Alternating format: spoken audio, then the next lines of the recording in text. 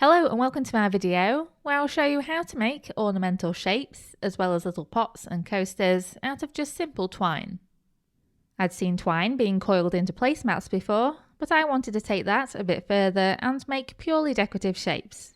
I also thought the natural look of the jute twine would work really well in my living room, and I'm sure it's neutral enough for most other people's homes as well. Right, so in order to follow along, you will need the following items. You'll notice that I used two different twines for the decor, and both worked very well, so it doesn't really matter what kind you choose. The thicker twine is less fiddly and will save you a little bit of time, but I personally like the more refined look of the thinner twine. Okay, so the first step is simply to mix PVA glue with water. You just mix them together in a plastic cup using a cheap paintbrush, and you basically want to make the PVA a bit runnier but not watery. Pouring cream consistency, not milk. This mix has to be able to soak into the twine, but also needs some body as the finished shapes need some strength. The first shape I'm going to make is one that I've named the flower wheel. You need to first make a central coil of twine at least 3 centimeters in diameter. To estimate how much twine you need for this, roughly coil the dry twine into the shape you want. Then cut this length and put it into the glue and water mix. Make sure the entire twine is soaked, then fish it out with your paintbrush and run the twine between your fingers to remove the excess glue. Then coil the twine with your fingers as tightly and neatly as you can. If the shape starts to get too large, you can put it onto your non-stick mat and continue coiling whilst it lies flat. Place this coil in the centre of the mat and then follow the same steps to add 2 larger circles around this coil. You'll need to create these circles directly on the mat, and each one will need to be at least 3 strands wide. Also note that the inner circle shouldn't be too far from the central coil, as the wavy line of twine we'll be adding next will be the weakest part of the wheel, so it can't be too wide.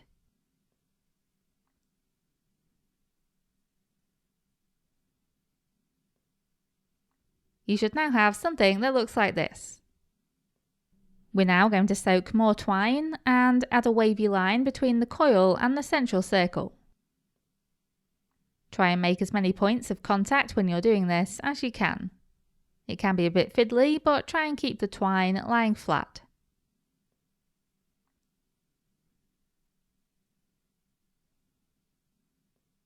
And finally add coils in between the inner and outer circles. Estimate the size of the first coil as you did with the central coil, then use this length to cut more lengths of twine for the other coils. You want the twine pieces you use to be all the same length so that the coils will end up the same size.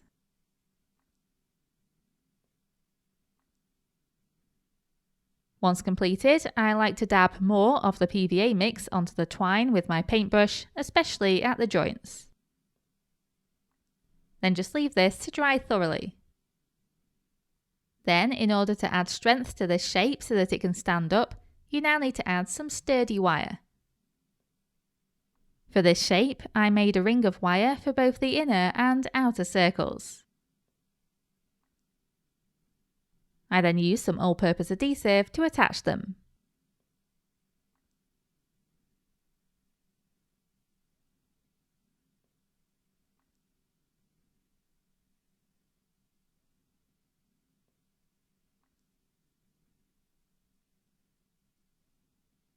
I then added a couple of wire struts between the rings like so.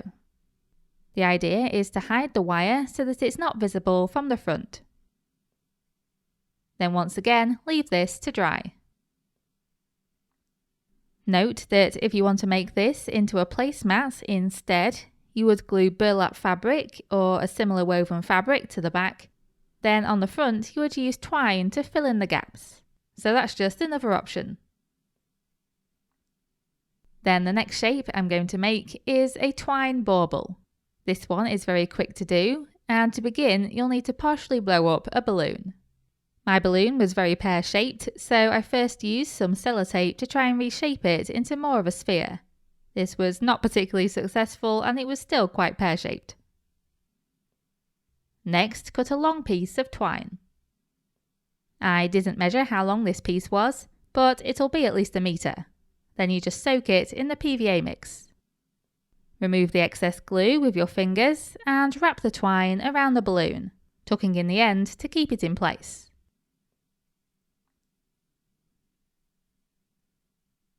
Try and wrap the twine so there aren't large gaps left, and try and make sure it's applied as evenly as possible.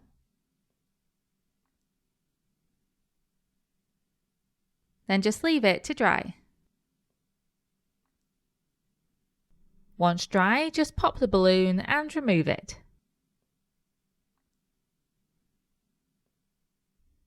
And then the bauble is complete.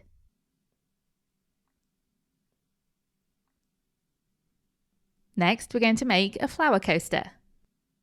To begin, make a coil in the same way as for the flower wheel, but this time try to make it roughly the size of the base of a cup.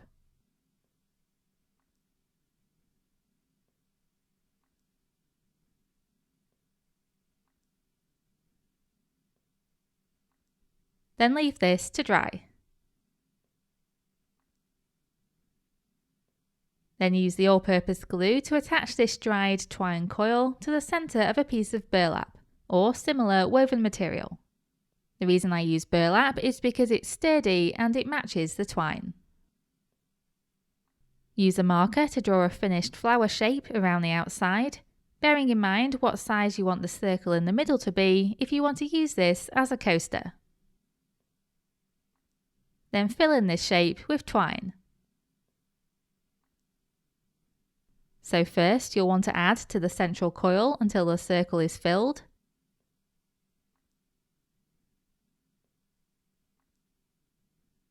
And then you'll need to add an outline to the flower shape.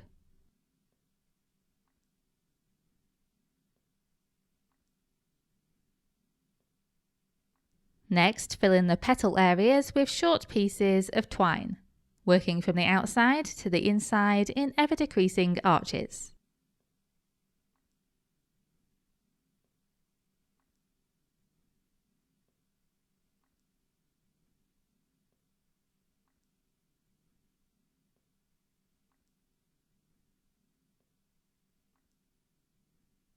Once you've finished, add a little bit more PVA mix to the twine and then leave it to dry. Once dry, you can cut off the excess burlap. As with the other shapes as well, you'll also need to clean off any excess glue.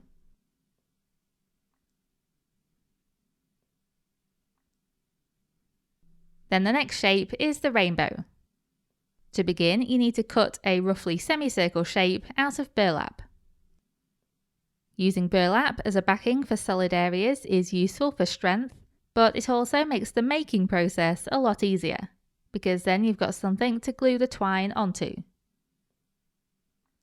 Then add soaked pieces of twine to the outside of this fabric shape and also to the inside, trying to keep everything symmetrical.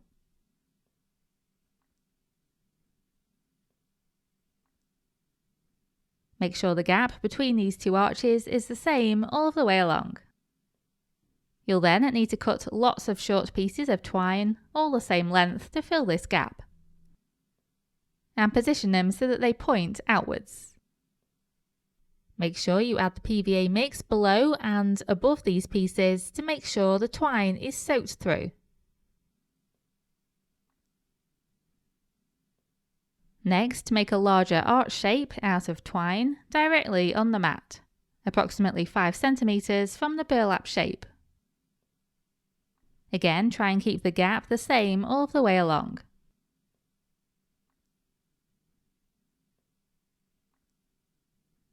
Then just fill in this gap with coils.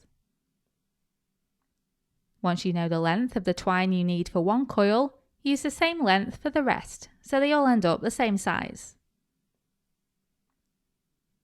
Make sure the twine is all thoroughly soaked with PVA and then leave it to dry. Once dry, use the all-purpose glue to attach wire to the outer arch. And also along the base.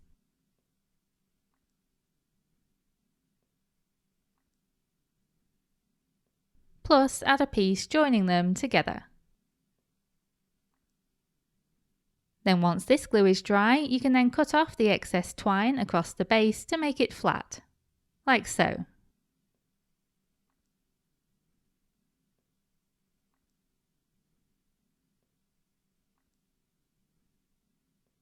And then next we have the coiled pentagon shape. To begin, you need to make a coil roughly 4 centimeters across.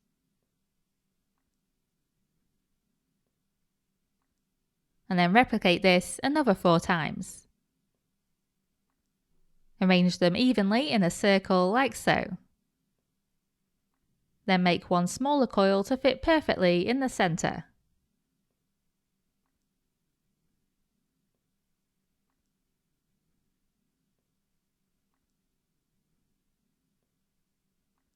Then make larger coils to fit in between the 5 inner coils. And finally add small coils in between the previous 5. You can keep going in this same way, adding coils of the same size evenly around the shape until it's as large as you want. Once dry, use the all-purpose glue to attach wire pieces in a pentagon shape at the back, with smaller pieces in between.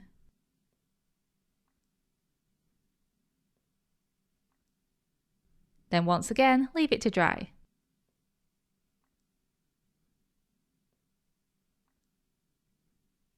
And then lastly, we're going to make a mini pot, which I found easiest to do in 2 parts. So to start with, you'll need an upturned plastic cup, like this. You'll then need to take a length of twine and make a coil on top of the cup. And ideally, you want this coil to be a little bit smaller than the base.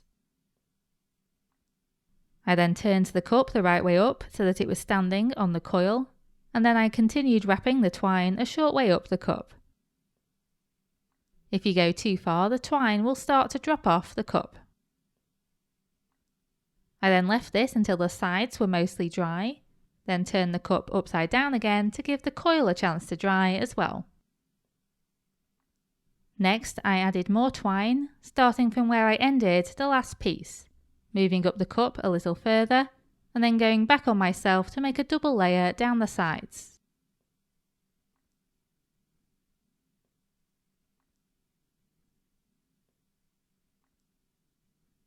I finished off by turning the cup upside down again and making another coil on the base. Then just leave it to dry and carefully remove it from the cup.